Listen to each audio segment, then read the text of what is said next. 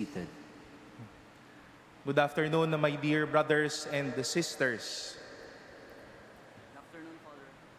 In Catholic theology, the study or the event of the transfiguration of our Lord Jesus would mean that this is the foretaste of the glory, of the new life, of the resurrection that Jesus will face as he now enters and comes down from Tabor to Jerusalem.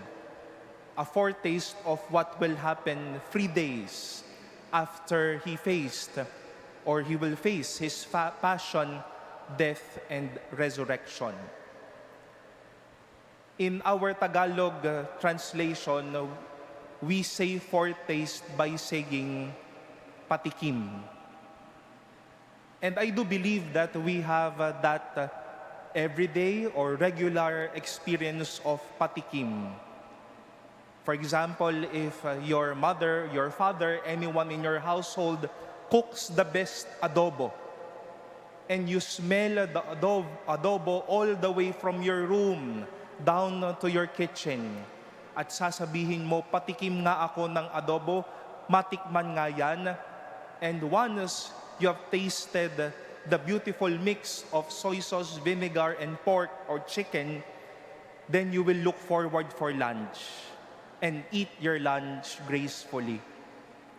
Or maybe an architect draws his or her client to the beautiful house they are making. Hindi man tapos, pero ito po yung sneak peek ng inyong magiging bahay. Hindi pa man tapos, but you will look forward living there because you already saw a foretaste of what will your life be inside that house.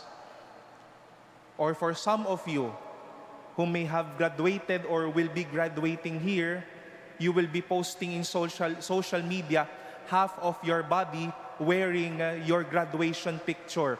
Soft launch ikan nga, patikim, gagraduate na ako. And you will look forward to your graduation day, officially telling yourselves, I have fought the good fight. And my dear brothers and sisters, in front of Peter, James, and John, Jesus was as if telling them, I am not here to make you afraid, to make your life in trouble, but I am giving you a patikim, a foretaste of what will I face after I give myself to you. That this is glory, that this is victory, that this is new life. And our readings today even gave that assent to such.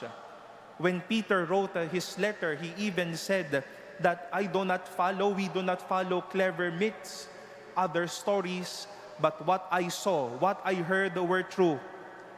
He was transfigured, and indeed, after 3 days, he rose again. Yung patikim niya, naging totoo. Yung patikim, pinagtrabahuan namin, pinaghirapan namin para makuha namin ito. And in our gospel today, my dear sisters and brothers, didn't we notice that strange warning of Jesus towards the end? Do not tell the vision to anyone until the Son of Man has been raised from the dead. Their lips were sealed until this patikim became a reality. After the many crosses they too faced before this resurrection event, the lips of the apostles opened. Alam nyo, may patikim kaming naging karanasan na ngayon katotohanan na. My dear sisters and brothers, what could be those foretastes the Lord offers you today? It could be a foretaste of your dream, a foretaste of your prayer, a foretaste of something that you all look forward and hope to. And for us who follow Jesus, new life, victory, and glory will not remain a foretaste, but something that we will all look forward to and hope for. Pinagpupursigihan pinagtatrabahuan, ginagawa at ginaganap ang mga bagay na patikim sa atin ng Diyos upang maging makatotohanan ito.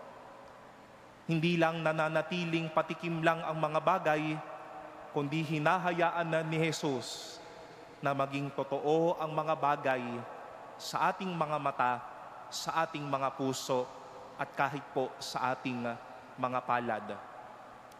For us and for Jesus, glory, new life, and victory will not remain a foretaste, but something that we will look forward to and hope for. This grace of the Transfiguration ushers us to that reality. Ang Diyos, hindi lang magaling sa patikim.